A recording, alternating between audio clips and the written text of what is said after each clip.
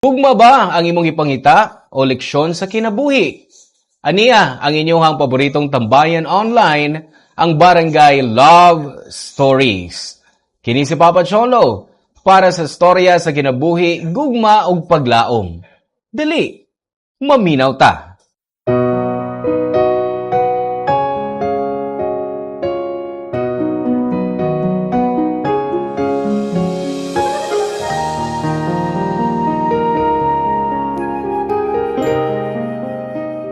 Sayon ra makuha ang pagsalig sa usa ka tawo, pero di ang respeto. Kay kung mawa na ang respeto, wa na'y bisan unsang pong o pasabot nga makapausab sa ilang pagtan-aw nimo. Ikaw, kaya ba nimong ubanan sa pagkahagba ang tawo nga imong gihigugma?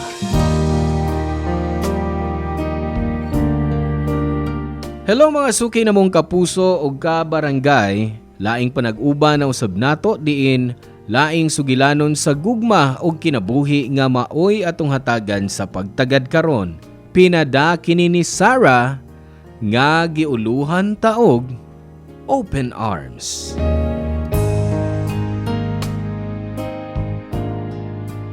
Dear Papa Cholo, Mayng adlaw nimo og sa mga kabarangay nga naminaw karon. Taguan na lang ko ninyo sa ngan nga Sarah, usa ka avid listener ninyo. Gusto lang ko nga mo-share sa akong storya sa kinabuhi nga nagtuo ko nga makahatag og leksyon sa atong mga kabarangay. Nakaila ko sa akong bana nga si Rolly dihang nakifiesta ko sabay sa usa sa akong higala. Igagaw siya sa akong amiga ug siya mismo ang naghangyo nga ipaila siya nako. Sukad ato sige namig istorya pinaagi sa text ug tawag.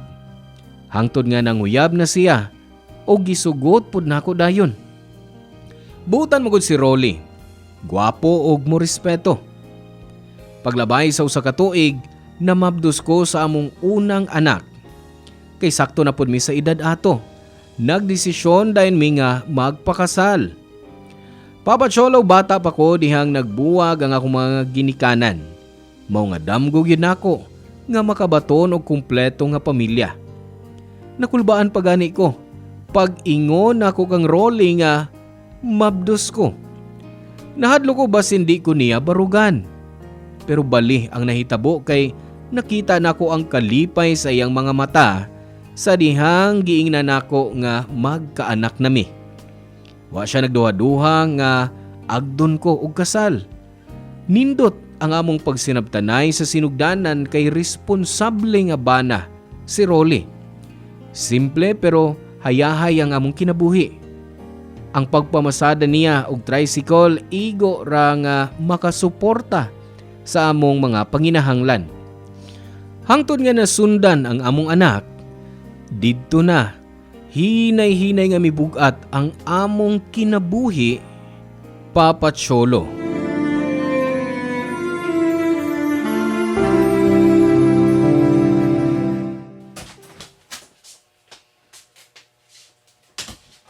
Han?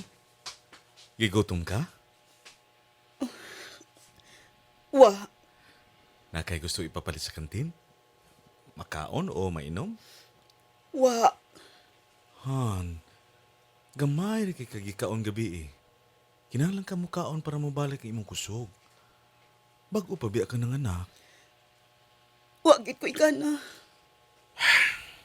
Sige. Panitan lang tika og apple aron. Han, nadungog di mo wa pa? Wa ko'y gustong kaunon. Usara gyud ang akong gusto karon. Han? Gusto ko makita ang atong baby. Gusto ko siyang kakson. Dili pa pwede, Han. Napa siya sa incubator. Asa man ko nagkuwang.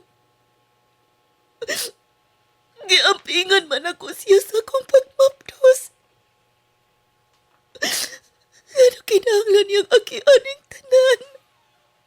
Gusto na, Han. Maokey ra si baby. Kinahanglan magpalig-on ta para niya. Pasensya na. Nauyag na pud ko. Okay ra na. Normal lang imong gibati. Mugawas unya ko han ha. Manghuam ko kwarta sa akong igagaw. Nahurot na atong savings sa pagpanganak nimo. Kung wala masayaw nga akong pagpanganak, di unta mahurot ang ato tinikom. Sorry, hon. Ayaw pag-sorry. Wa may gusto nga may tabo ni. Manghuamsap ko sa akong mga paryente para pandog ang gasto nato diri sa ospital. Sige. Pero kung wa, ayaw pugsa ha. Ako na mangitag paagi para mabayaran nato ning tanan.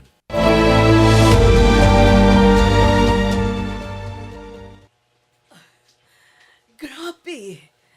Sarah, parag imog yung naong ang inyong kamanghuran.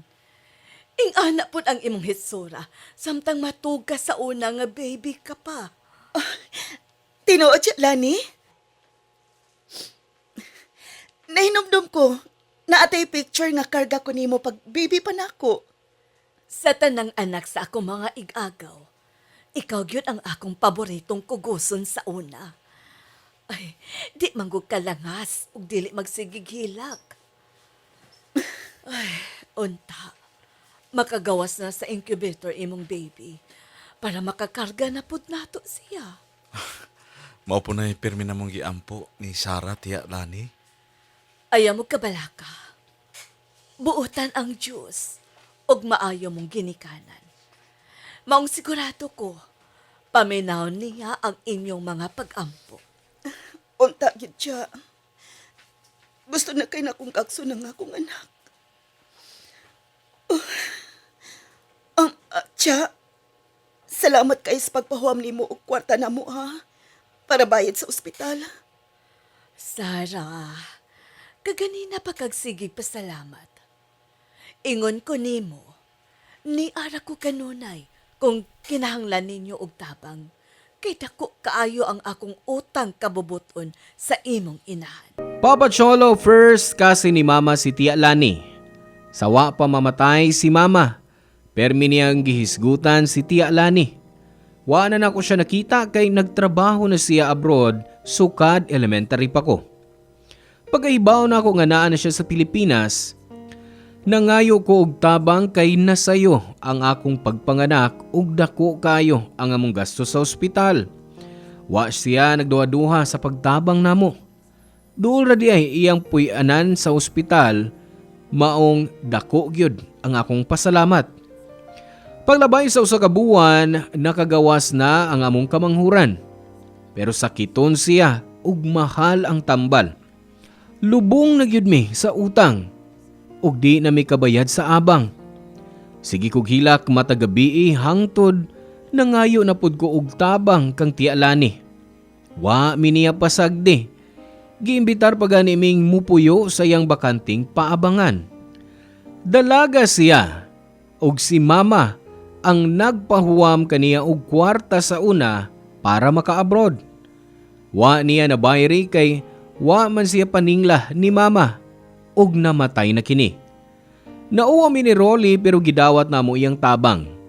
Ingon siya nga kundi patungod ni Mama, di siya makaabot sa iyang kahimtang karon.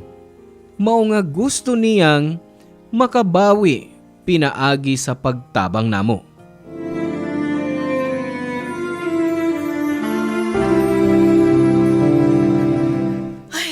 Maayo kay nakatog na sa katapusan si baby. Makaandam na ko sa among panihapon ni Rolly sa dili pa siya mouli gikan sa pagpamasada. Sarah, Uy, naa ka ba diha sa sod? si Tia Lani dieng ang nanuktok.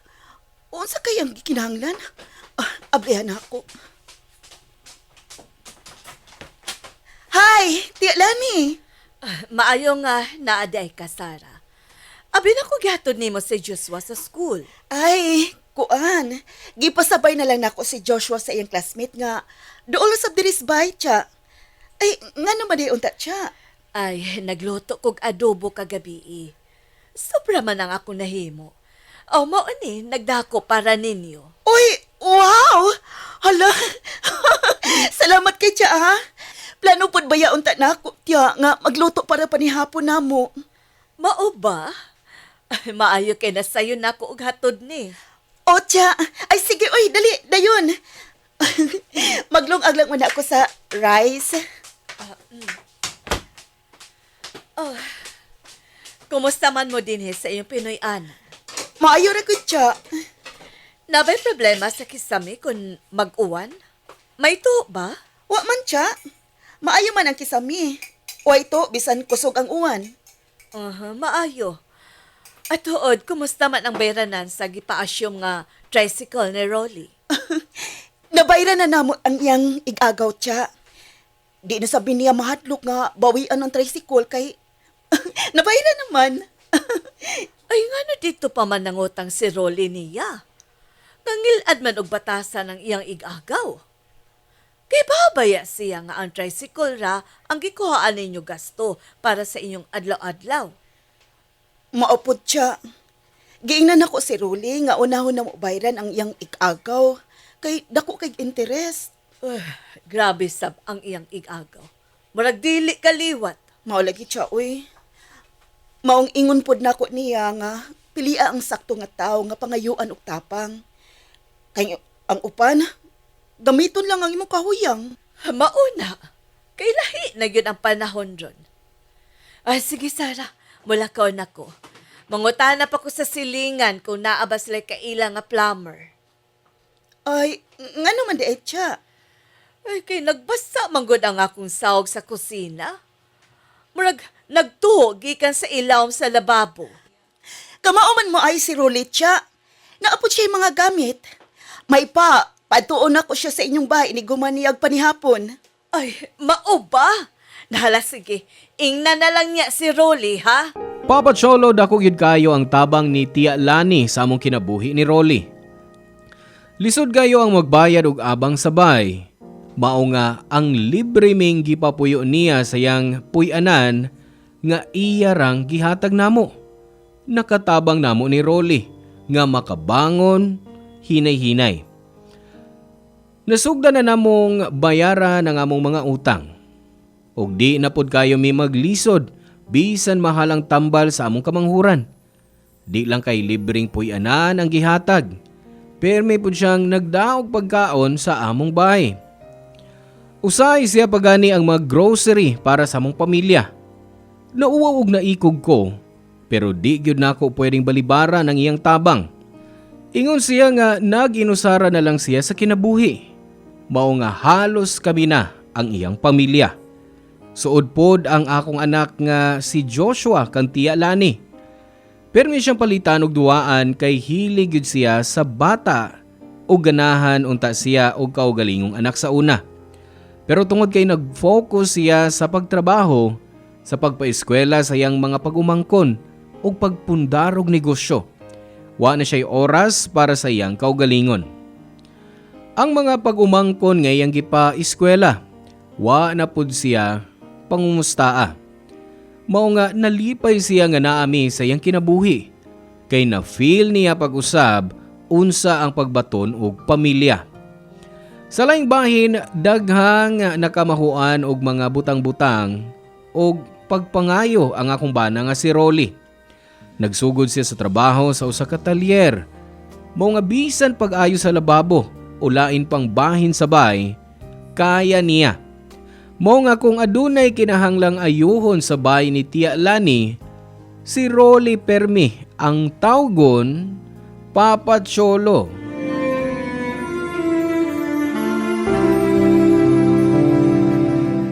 Asa na ka si Ruli? Wa man gid siya ni-reply sa akong mga text. Anak ko! O sige, Joshua. Una lang ko nimo. Ay, anak! Ni Ana di ka? Uy, alas 4 naman di ay. Ay, Don Carlo, salamat sa pag-uban ni Joshua, ha? Okay na nang. Pero may magod may magdungan ko ulit ni Joshua. Good. Alis ako na ha. Kaya pasin nagpaabot ng sabto kong mama. Oh, sige dong, amping. Salamat nang. Ma Joshua, anak ko. Sige, amping ha. Ingat. Ma, naay mas snacks, no? Gutom kay kudo. Kaya wa ko nag-resist kanina. Ano man ka nag-recess? Wala ko gigasto nga akong baon. Gusto ko magtigom para na ay mapalit nga regalo para nimo ug ni Papa para sa Valentine's. Uy. Wow. Naguna-una ka, anak. Ikaw, gyud. Di naman good mistil pa. Dali kay naglungag kog saging para sa imong snacks. Yay! Ay, Kao na. Sa sunod ha, ayaw pugsang imong kaugalingon nga di mo kaon. Basta ikaw pud ang masakit ana. Saon na lang. Uma, nami ang saging ay, nami kayo. Gigutom ra ka, maong lamian ka. Ay kaon lang. Tawagan sa dako si papa mo. Si Papa? Nakita man ako siya sa daan kanina, ma. Pero, wa ko niya nakita kay nagsakay man may jeep. Mao ba? Oo, ma. Sa tricyclean ba nimo siya nakita? Wa mo siya mo reply sa akong text ganina? Dili man, ma. Nakita na ko silang nisod sa dako nga tindahan doon sa merkado. Kisa may uban niya. Si Lola Lani.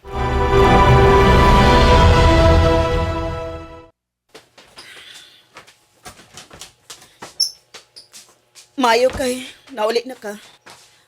Wa man gyud kami reply sa akong mga text. Pasensya na, Han. Nalobat akong cellphone. Nalupat? Nga nagring pa man gani ganina? Ay, wa ko kabantay nga nanawag ka sa wa pa malubat. Sige. Kaon na. Ganda man natikag pa ni hapon. Natog na ang mga bata. Ah, sige, Han. Oo, sa may tusunan. Gutom na ko da. Kuan, nagprito kog bangus og taong. Kaon na.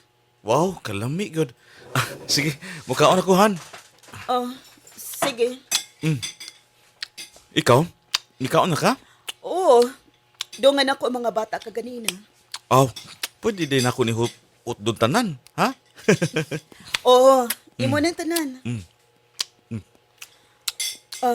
Han, nganong gabi naman kang nauli? Ay, na-flat ako ligid. Gihapit pa na ako sa shop, gadi na ang tricycle.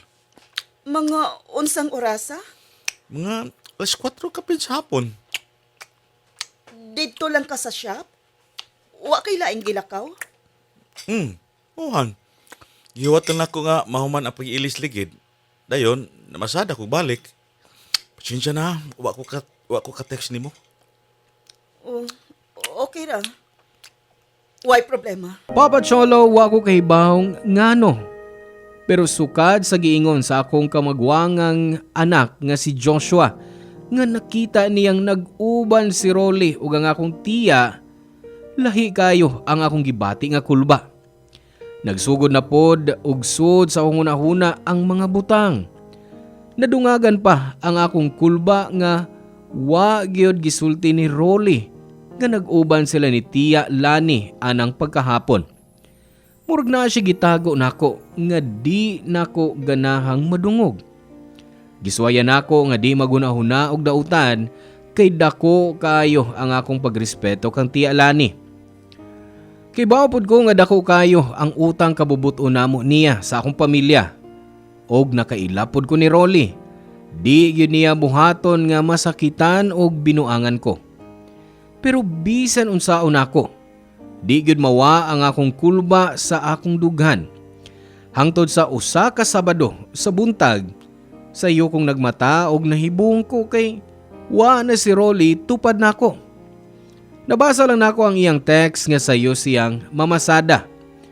Wa ko kahibaw ngano pero human ako giandaman si Joshua para sa pamahaw. Gisulti nako nga mulakaw lang ko kadiyot kay muadto ko sa bahay ni Tia Lani. Hatdan ako siya og pan para sa iyang pamahaw. Pagabot nako, nakita nako nga abli ang iyang pultahan. Mao nga midayon ko. Ug pagsud sa bahay ni Tia Lani, Papa Cholo.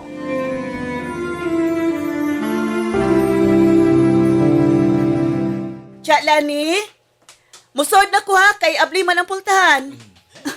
Na ako'y dangapan para sa impamahaw. Unsa ba? Ginganti ka nga ayaw diha sa akong batis. Kay gakanan kay ko diha. Lagi ako gusto. Magilkan ka. Diyos ko, Sobra na po. Ayaw ko dili di Rolly o Tiya Lani. Salud ka na lang ko. Susod sa kwarto. Hindi yan. na. Nanti ka husto na ba? Kumuhunong ang tingali mahurot ang imong gilok. Ayaw lagi ba? Sila ko pagkala ko kagaling. Mga may uwaw! Mga hayop! Mga baboy mo dagko! Sara. Han! Ayaw kong tawgagan! Lood mo! Pasapulti ka. O sa babae mo ipasabot ha? Nakita na nako tanan, Rolly! Sara, kalma lang usa. Ayaw pag-iskandalo dali sa akong bay. Wa ni mo masabti. Di ako masabtan! Huwag yung kumagdawa nga magbuhat ninyo na ako, Rolly! Kipahati ka! Huwag ko'y lang ikibuhat ko ni ang higugbaon ka! Pero ganun nahimo maninimo na ako! Sarah, gimahal sabti ka. Huwag ko ni mo higugbaon! Kung higugba ko ni mo, dili ni mo buhaton ako! Dili ko ni mo pasakitan! Malang ni mo, una-unahan ang mga anak! Sila matang imong una-unahan, Rolly! Ako, Sara Palihog. Ayaw na pagdrama diri sa akong bay. Kay dili ko gusto madunggan sa mga silingan. Ano? Nauwaw ka? Nauwaw ka, Tiya Lani? Napaday uwaw ng lawas ni mo? Grabe ka! Sobrang ako naskito ni mo. Unya di ay ang akong panapang imang kisulikbot. Katol ka! Ngano di ay? Huwag ka ba magtanaw sa samin para masabtan nimo ngano gibudhian ka sa imong pana? Lani, gusto na. Ay, dito ka na akong gisulti, di ba? O ikaw pa mismo ang nagsulti nga mas lami og maayo ko sa kama kaysa imong asawa. Ginang gusto na. Pansa? Labanan nimo siya karon? Siya na po'y imong gusto? O sige, pag-uban mo o panglayas mo sa akong unit. Diin nga libre mo na akong pagpuyo. Mulayas kinbisa ko mga anak. Bisan di ka pa musulti, ana. Hindi na ko kaya puyan uban ng ako mga anak sa bahay nga iya sa usa ka tigo ang igat nga sama ni mo. Sarah, please. Buhi ko, ayaw ko kikaba. O gaya miksundi sa mga bata. Basin madimanda pati ka. Kamong nyo ha! Mga baboy mo!